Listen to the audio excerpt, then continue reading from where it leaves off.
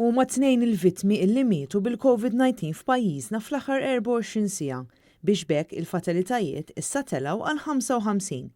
L-ewwel każ kien ta' anzjana ta' 88 sena li kienet ikkonfermata pożittiva fl-20 ta' Ottubru u ddaħlet l-Isptar Mater Dei fil-21 ta' Ottubru. Hija baqgħet tingħata kura fl-Isptar Mater Dei fejn mietet it-tlieta. It-tieni fatalità huwa raġel ta' 70 sena li ddaħħal l-Isptar Mater Dei fil-15 ta' Ottubru u riżulta pożittiv għal COVID-19 dakinhar stess. Huwa baqa' jingħata kura fl-Isptar Mater Dei sakemm miet tul il-jum ta' tnejn. Għal darb'oħra l-Ministeru tas-Saħħa ħass il-ħtieġa illi jgħid illi l-vittmi kienu batu minn mard kroniku ieħor.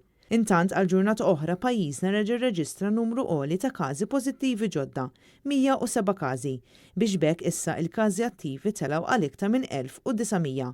Fuq nota aktar pożittiva kien hemm 85 persuna illi fiequ minn dan il-virus.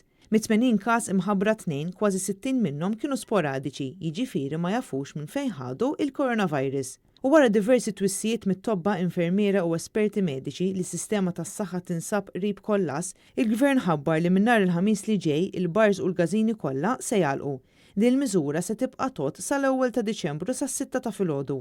Apparti dan ma jistgħux jinġabru gruppi ta' aktar minn 6 persuni. Fid-dawl tas-sitwazzjoni preżenti, il-Ministru tas-Saħħa Chris Fearne appella lil pubbliku sabiex fil-festi tal-miliet in-nies jevitaw li jinġabru f'okkażjonijiet kbar li tradizzjonalment jiġu organizzati f'dan iż-żmien tas-sena. Ġej il-miliet, dawk il-gatherings kbar tal-familji din is-sena nevitaw. Qed nevitaw mhux biex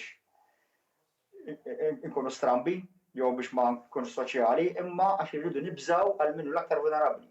Qed ikollna l-imwiet. Fearne irġa' tenna l-importanza li l-maski protettivi jintlibsu kull ħin filwaqt li għandha dejjem tinżamm id-distanza soċjali.